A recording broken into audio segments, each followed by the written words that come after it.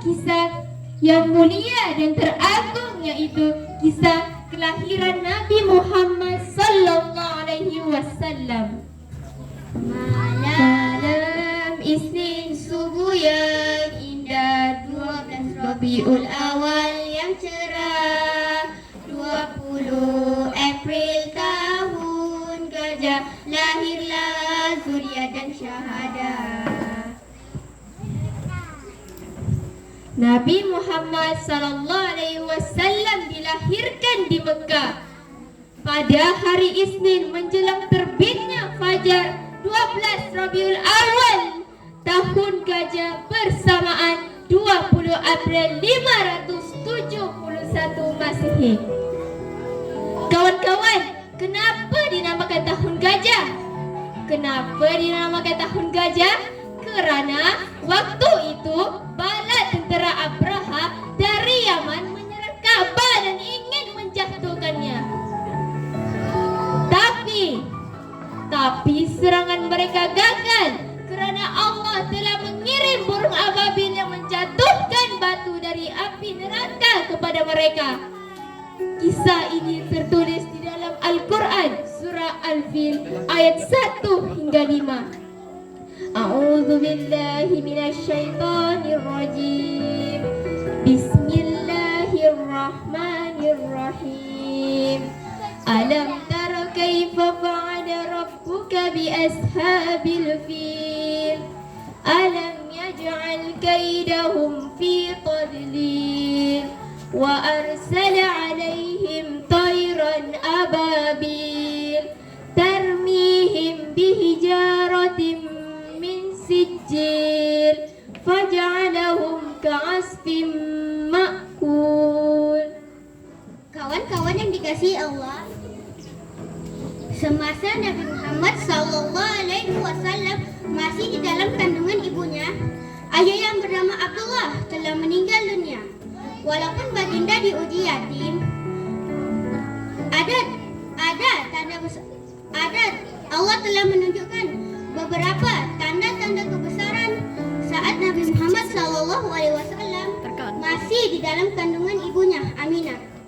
Kawan-kawan, ada 4 tanda kebesaran Allah semasa Nabi Muhammad sallallahu alaihi wasallam masih di dalam kandungan ibunya. Yang pertama, Allah memerintahkan malaikat untuk membuka pintu Firdaus dan memberitahu kepada semua penghuni langit dan bumi. Kedua, tanah yang kering menjadi subur, pohon berdaun rimbun dan berbuah lebat. Yang ketiga, berhembus angin sepoi-sepoi bahasa. Dan terakhir, binatang di darat dan di laut turut berasa gembira kerana kehadiran baginda. Tambahan lagi, menurut ibunya, ketika kandungan genap 6 bulan, datanglah seorang yang tidak dikenali dan memberitahu kepadanya, "Hai Aminah, sesungguhnya engkau telah mengandungkan seorang pemimpin yang besar. Apabila lahir kelak, namakanlah dia dengan Muhammad." Kawan-kawan nak tahu tak apa kisah kelahiran Nabi Muhammad sallallahu alaihi wasallam? Pada malam kelahiran Nabi Muhammad sallallahu alaihi wasallam, memuncul cahaya dari ibunya Aminah sampai ke negeri Syam sebagai isyarat bahawa kelak Nabi Muhammad sallallahu alaihi wasallam akan berkunjung ke sana.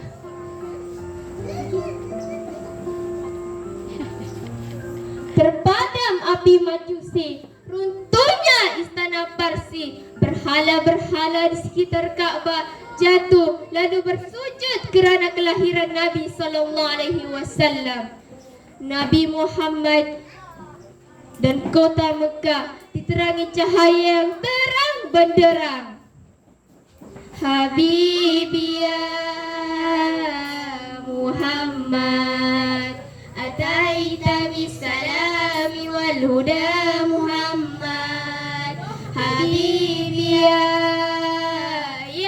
Muhammad, ya rahmatan lil alamin ya Muhammad. Sallallahu ala khatamil anbiya. Kawan-kawan yang dirahmati Allah, Pertumbuhan Nabi Muhammad SAW begitu cepat. Saat baginda umur 3 bulan, baginda sudah mampu berdiri. Semasa baginda umur 5 bulan, baginda sudah mampu berjalan dengan cepat. Semasa baginda umur 9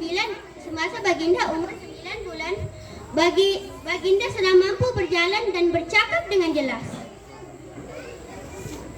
Selepas disusukan oleh ibunya, Nabi Muhammad juga kemudian disusukan oleh Suwaibatul Islamiyah, hamba daripada Abu Lahab yang dimerdekakannya setelah mendengar kelahiran Nabi Muhammad. Nabi Muhammad juga disusukan oleh Halimatus Sa'diyah di desa Bani Sa'ad. Selama menyusui Nabi, Halimah mendapatkan banyak kebaikan dalam kehidupannya. Rezekinya lancar dan air susunya banyak.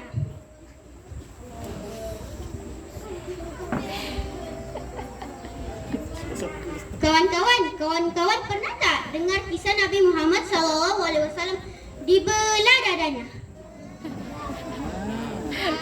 Kalau tak pernah, mari kami ceritakan kisah tersebut. Mari dengar sini.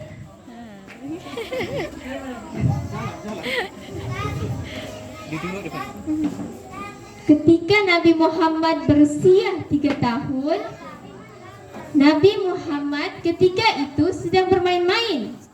Datanglah malaikat Jibril bertemu dengannya. Nabi dibaringkan, kemudian dibelah dadanya dan dibersihkan hatinya.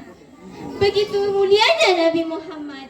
Nabi Muhammad sudah maksum sejak kecil kerana segumpal darah dari hasutan syaitan telah dihilangkan dari hatinya. Maka Nabi Muhammad akan tumbuh membesar tanpa hasutan syaitan yang direjam. Banyak yang kita boleh perolehi dari antara semua cerita yang kami ceritakan sebentar tadi. Antaranya, 1. Kita mesti menjadikan Nabi Muhammad sebagai contoh tauladan yang baik dalam diri. Yang kedua, jangan bersedih jika menjadi anak yatim. Nabi Muhammad SAW berada di situasi itu juga. Dan yang terakhir, sentiasa berdoa kepada Allah agar diri kita terlindungi daripada gangguan syaitan. Itu sahaja daripada kami. Ubi direbus bersama isi. Pergi ke pasar membeli ubi direbus bersama isi. Terima kasih wahai Nabi telah menjadi imam kami. Orang muda digelar belia, sentiasa berbakti dan juga berjasa. Nabi Muhammad, Nabi yang mulia, menjadi ikutan setiap masa. Sekian wabillahi taufik wal hidayah. Wassalamualaikum warahmatullahi wabarakatuh.